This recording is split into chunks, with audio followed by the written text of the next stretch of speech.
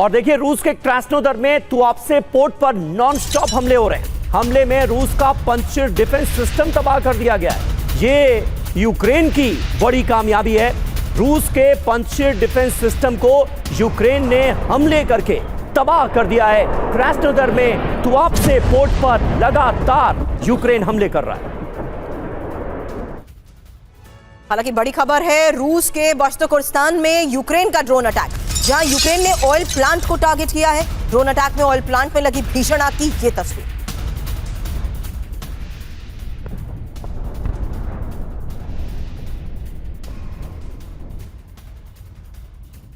और वहीं यूक्रेन पर रूस के विध्वंसक ड्रोन हमले लगातार हो रहे हैं। एक के बाद एक लगातार हमलों से यूक्रेन के अलग अलग इलाकों को दहलाया जा रहा है। शाहेद ड्रोन से हमलों की संख्या 4 गुना कर दी है रूस ने।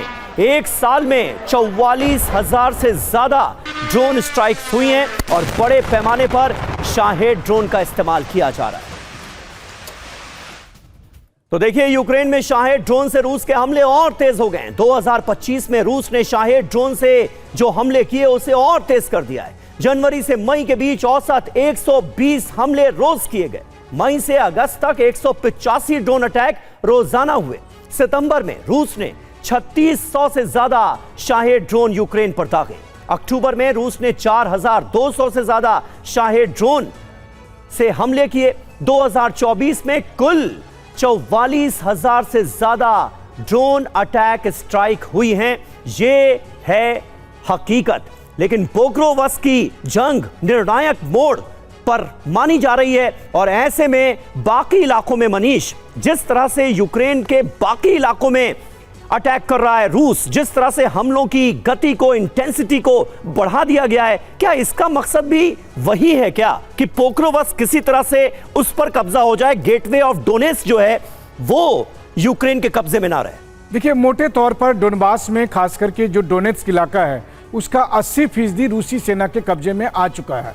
हाँ। पोक्रोवस्क के होने के बाद होगा ये कि फिर आगे यूक्रेनी सेना और अधिक पीछे चली जाएगी डोनबास से। तो और रूस की कोशिश ही यही है कि डोनबास के दोनों इलाके यानी डोनेट्स्क और लुगांस्क और इसके अलावा खिर्सोन और ज़ेपोरिजिया पर पूरी तरह से नियंत्रण हो जाए। फिलहाल क्रेमलिन का मकसद कीव पर कब्जा करना नहीं है, बल्कि क्रेमलिन का मकसद है कि जिन 4 राज्यों को उन्होंने अपने में पास विलय किया है उसके ज़्यादा से ज़्यादा इलाके को अपने कब्जे में रखा जाए, क्योंकि वहाँ पर मौजूद जो लोग हैं उन्हें तो ऑलरेडी रूसी नागरिकता दी जा चुकी है। उनमें से कई शहर ऐसे हैं जिनको दोबारा से रिबिल्ड किया जा रहा है। तो वैसी स्थिति में इनकी कोशिश है कि यूक्रेनी सेना को इन इलाकों से हटा दिया जाए ताकि वहां पर रहने वाले जो लोग हैं उनको कभी कोई दिक्कत ना आए और कभी कोई प्रेसिडेंट ट्रंप ये बात ना कहे कि जहां जो इलाके हैं वो उनको वापस करने होंगे। तो इतने बड़े हमलों में इस बात का क्या ख्याल रखा जा रहा होगा या रखा जा रहा है मनीष की जो डोनेट्स्क के जो रूसी भाषी लोग हैं उन पर हमले ना हो, उनको नुकसान ना हो, उनकी जान को कोई खतरा ना हो, ये ख्याल रखा जा पा रहा है? बिल्कुल रखा जा रहा है। देखिए मैं खुद भी डोनेट्स्क में 6 महीने रहा।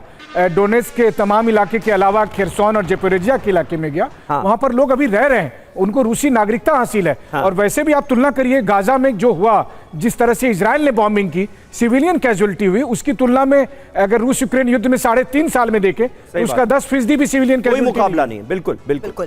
लेकिन एक बड़ी खबर, जहां समीर आपने बताया कि किस तरीके से लगातार ऑपरेशंस को अंजाम दिया जा रहा है, ऐसे में शाहेद ड्रोन को लेकर आपने भी खबर बताई। और ये शाहेद ड्रोन इतने किलर क्यों है? क्योंकि रात में कम ऊंचाई पर उड़ान भर सकते हैं ये, और कम ऊंचाई पर ही उड़ने से इंटरसेप्शन भी मुश्किल हो जाता है। हालांकि रिहायशी इलाकों पर इस हमले में इस्तेमाल और फ्रंटलाइन पर भी शाहेद ड्रोन की मौजूदगी, हालांकि जिस तरीके से अभी तक इन इलाकों पर हमलों को अंजाम दिया गया है उसमें शाहेद ड्रोन किस तरीके से इजी टू एक्सेस रहे उन इलाकों तक पहुंचने में जहां पर आप ग्राउंड ऑपरेशंस के जरिए नहीं पहुंच पाए, इस युद्ध में इन्हीं शाहेद ड्रोन ने बहुत निर्णायक भूमिका निभाई है। त्रिपाठी साहब देखिए बिल्कुल, क्योंकि शाहेद ड्रोन जैसा कि आप दिखा रही हैं, शाहेद ड्रोन कम ऊंचाई पे उड़ता है तो रडार के रेंज में नहीं आ सकता। Right sir. हाँ, ये खतरा रहता है कि अगर ग्राउंड के जो सेना है वो अगर देख ले और वो उनको टारगेट करे तो हो सकता है, लेकिन तब भी ग्राउंड के फोर्सेस के लिए इतना आसान नहीं होता तेज़ी से उड़ते हुए शाहेद ड्रोन को